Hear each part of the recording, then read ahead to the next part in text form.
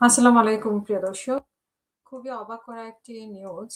তারেক রহমান সহায়তা করেছিলেন এক বৃদ্ধকে, অন্ধ গফুরকে এবং আ তারেক রহমানের সহযোগিতা নিয়েছে বলে তার বাড়িতে ভাঙচুর করা হয়েছে এবং অন্ধ গফুরের বাড়ি লুটপাট করা হয়েছে। যে নিউজটির ব্যাপারে কথা বলছি তা হচ্ছে রাজবাড়ী সদর উপজেলায় পাচুরিয়া ইউনিয়নের খোলাবাড়িয়া গ্রামে বিএনপির চেয়ারম্যান তারেক রহমানের সহায়তাপ্রাপ্ত দৃষ্টি প্রতিবন্ধী গফুর মল্লিকের বাড়িতে হামলা, ভাঙচুর ও লুটপাটের অভিযোগ উঠেছে।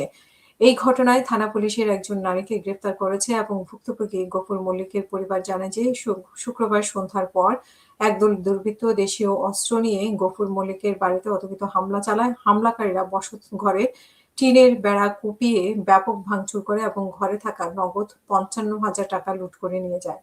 শুধু গফুর মল্লিকের নয়, ভাই হামলাকারীরা তার ভাই হানিফ মল্লিকের বাড়িতেও তছনছ করে এবং মালামাল ও অর্থ আত্মসাৎ করে।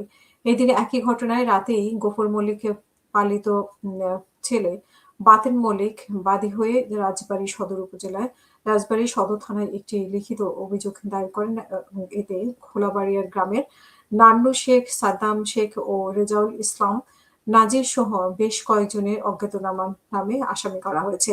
অভিযোগে বলা হয়েছে যে ব্যবসায়িক বিরোধের জেরে পরিকল্পিতভাবে এই হামলা ও লুটপাট চালানো হয়। রাজবাড়ী সদর থানার অফিসার ইনচার্জ খন্দকার জিয়াউর রহমান জানান, অভিযোগের ভিত্তিতে মামলা রেকর্ড করা হয়েছে। ঘটনার সঙ্গে জড়িত সন্দেহ একজন নারীকে গ্রেপ্তার করা হয়েছে এবং অন্য আসামিদের গ্রেপ্তার করার অভিযান পরিচালনা হচ্ছে এবং ৭৫ বছর বয়সী দৃষ্টি প্রতিবন্ধী গফুর মল্লিকের দীর্ঘদিন ধরে বাসে নাড়ু বিক্রি করে জীবিকা নির্বাহ করে আসছেন।